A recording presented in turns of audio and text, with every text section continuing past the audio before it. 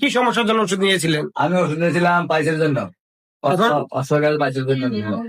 সে পাইলসের অবস্থা কি অবস্থায় আছে এখন? পাইসের অবস্থা এখন ভালো, মোটামুটি ভালো ভালো হয়েছে, শতকরা 99% ভালো। আলহামদুলিল্লাহ বলেন, আলহামদুলিল্লাহ। আলহামদুলিল্লাহ। এই যে আমার কাছে যেগুলো বলতেছেন, আপনি কি টাকার বিনিময়ে বলছেন না সত্য বলছেন?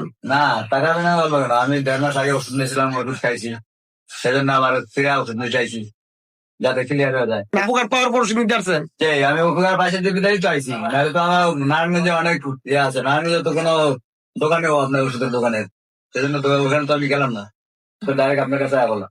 যে আলহামদুলিল্লাহ। এই কবিরাজ ঘর থেকে ওষুধ খায় আমি উপকার পাইছি, আপনারা যদি খান তাহলে আপনারা উপকার পাবেন। যদি কেউ অশ্ব গ্যাসের যদি ভোগেন তাহলে এখানে কবিরাজ ঘর থেকে এসে ওষুধ দিবেন। এই প্রাকৃতিক ভেষজ ওষুধের মাধ্যমে সব পাইলস ও অ্যানাল ফিসার সমস্যা থেকে মুক্তি পাবেন ইনশাল্লাহ।